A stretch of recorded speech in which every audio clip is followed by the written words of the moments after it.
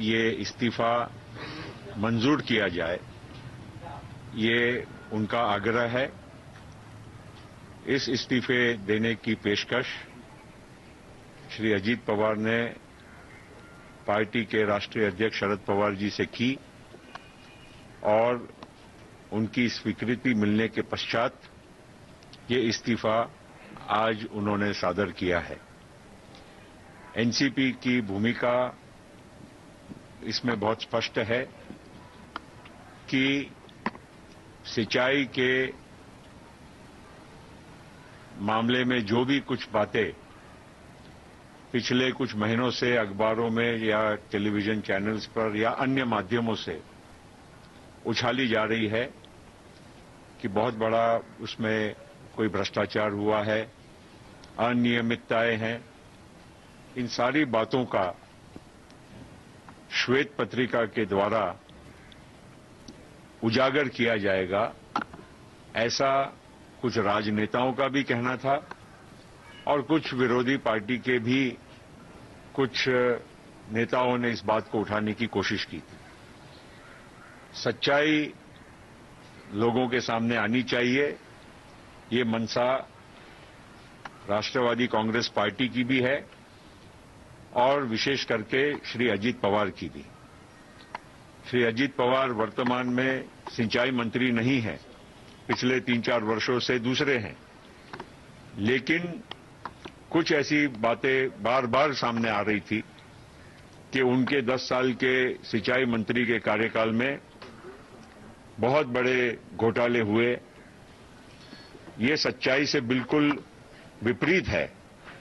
सच्चाई लोगों के सामने आनी चाहिए और विशेष करके सार्वजनिक जीवन में और राजनीतिक जीवन में इस प्रकार की बातों को बार बार अगर लोगों के सामने दोहराया जाता है तो कई बार लोगों को गलत का भी सच लगने लगता है, ऐसा विश्वास कई बार लोगों का बन जाता है।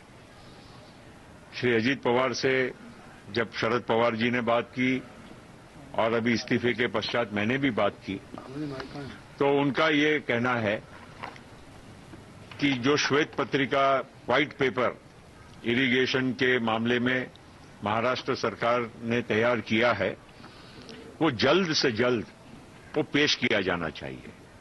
सच्चाई जो भी है लोगों के सामने आनी चाहिए।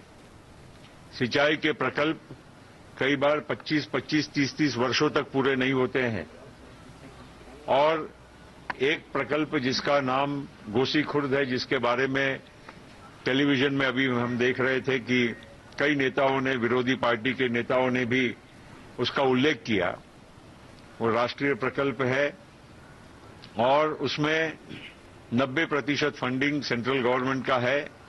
ऐसा कुछ नेताओं ने उसमें कहा कि इसमें बहुत कॉस्ट बढ़ गई, बहुत बड़ा घोटाला है। मुझे आज भी स्मरण है क्योंकि ये इरिगेशन प्रोजेक्ट मेरे ही कॉन्स्टिट्यूंसी में है और इसकी नींव और इसके काम की शुरुआत राजीव गांधी जी जब देश के प्रधानमंत्री थे उस वक्त लगाई गई थी और उस वक्त से चाहे वो लैंड एक्विजिशन हो, चाहे वो रीसेटलमेंट हो, चाहे वो पर्यावरण हो, इस प्रकार के कई बाधाओं से गुजरता गुजरता आज भी ये प्रकल्प 25 वर्षों के पश्चात भी आज भी अधूरा है और स्वाभाविक है कि 25 साल के पश्चात किसी भी प्रकल्प, कोई भी प्रोजेक्ट की कॉस्ट निरंतर बढ़ते जाएगी। लेकिन खैर ये वास्तव की बात है। श्वेत पत्रिका के माध्यम से ऐसे कई घटनाओं, ऐसे कई उदाहरण जो सच्चाई है वो लोगों के सामने आएंगे और श्री अजीत पवार ने जो भी कदम उठाया है, एक तरह से आज के सार्वजनिक जीवन में मैं समझता हूं कि एक अच्छा उदाहरण है और इसलिए राष्ट्रवादी कांग्रेस पार्टी के अध्यक्ष और हम पार्टी के उनके सहयोगियों ने इस मामले में उनको हमने बधाई भी दी कि आपने एक ऐसा साहसिक काम किया और जहां तक उनका ये श्वेत पत्रिका के बारे में जो भी कुछ सामने आएगी बातें, उन्होंने अपनी भूमिका टेलीविजन के सामने और पत्रकारों के सामने स्पष्ट कर दी है। वो किसी भी चीज से वो कहते हैं कि उनका कहीं भी गलत तरीके से वास्ता नहीं रहा है और ये सच्चाई को वो सामना या कोई भी जो बात सामने आएगी उसका वो सामना करने के लिए तैयार है। जहां तक राष्ट्रवादी कांग्रेस पार्टी का सवाल है, महाराष्ट्र सरकार में हम आज बराबरी के हिस्सेदार हैं। श्री अजीत पवार पार्टी के विधानसभा में जो हमारी पार्टी की जो लीडरशिप है उसका वो कारभार आगे भी देखते रहेंगे। जहां तक उनके पोर्टफोलियोज है, उन्होंने मुख्यमंत्री महोदय को पार्टी के नेता होने के नाते उन्होंने सूचना की है कि उनके 2 पोर्टफोलियोज श्री राजेश टोपे को एनर्जी पोर्टफोलियो और श्री जयंत पाटिल को फाइनेंस का पोर्टफोलियो ये फिलहाल वो दिया जाए। और जहां हमारी सरकार में भूमिका है, महाराष्ट्र की सरकार में कांग्रेस और एनसीपी की सरकार आगे भी चलेगी, हमारा सहयोग रहेगा, हमारे मंत्री कार्यरत रहेंगे। सरकार के कामकाज में किसी भी प्रकार का कोई उसमें धोखा नहीं आएगा।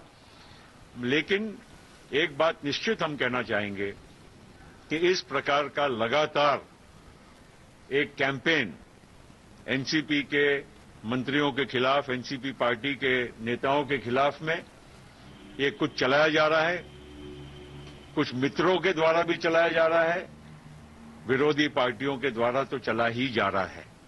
और इसलिए मैं इसमें अधिक भाष्य नहीं करना चाहूंगा, लेकिन इतना जरूर कहूंगा कि श्री अजीत पवार का जो निर्णय है, ये निर्णय कोई ऐसा नहीं है कि केवल एक ढोंग नाटक है कि केवल अभी इस्तीफा दे दिया और कल वापस ले लिया। श्री अजीत पवार का इस्तीफा उन्होंने बहुत सोच समझकर उन्होंने दिया है और पार्टी ने भी बहुत सूझबूझ के साथ, हमारे नेता ने उसको अनुमति दी है।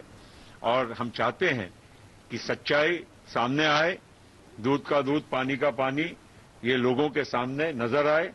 श्वेत पत्रिका जिसकी मांग कई लोगों के ओर से की जा रही थी, मैंने अभी ही कुछ वक्त पहले मुख्यमंत्री महाराष्ट्र के पृथ्वीराज चौहान से बात की और मैंने हमारे पार्टी की ओर से भी उनको सूचना की कि आपने ये श्वेत पत्रिका जल्द से जल्द हो सके तो कल अगर तैयार हो तो उसको पेश की जाए लोगों की, जनता के सामने, ताकि ये सारी बातें स्पष्ट हो जाए।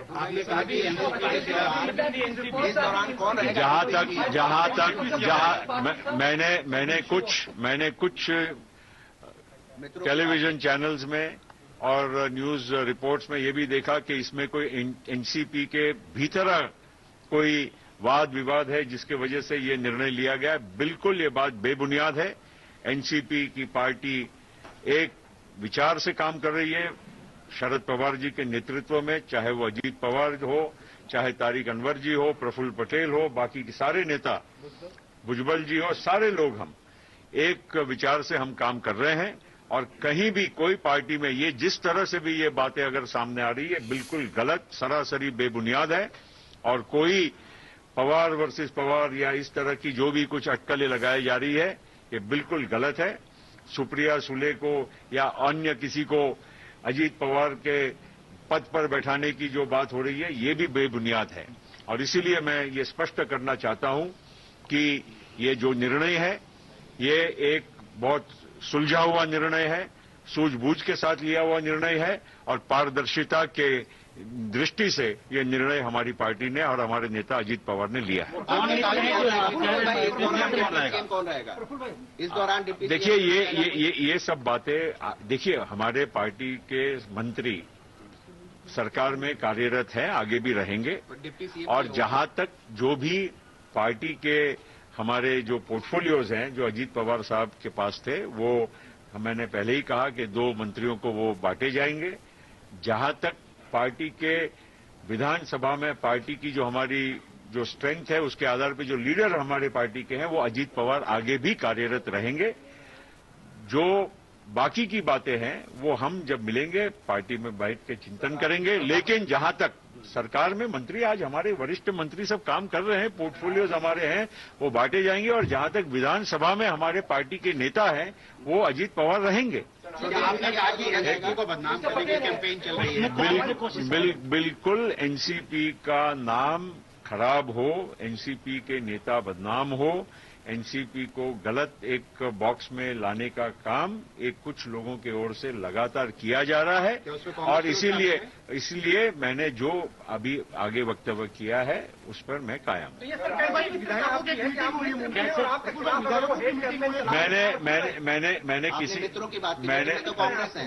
मैंने किसी की बात नहीं की, मैंने किसी का नाम नहीं लिया, मैंने केवल कहा कि हमारे भी कुछ हित चिंतक होते हैं कुछ जिस तरह से इस तरह की हमारे पर गलत आरोपों के लिए हमको मतलब बदनाम करने की कोशिश कर रहे हैं। क्या महाराष्ट्र सीएम के काम करने के तरीके पे आप लोगों ने ऐतराज जताया? आप लोग देखिए, जहां तक महाराष्ट्र की सरकार का सवाल है, मैंने पहले ही कहा कि उसको कोई धोखा नहीं है। एनसीपी और कांग्रेस की कोऑर्डिनेशन कमेटी की बैठक लगातार पिछले 2 महीने से हर महीने हो रही है।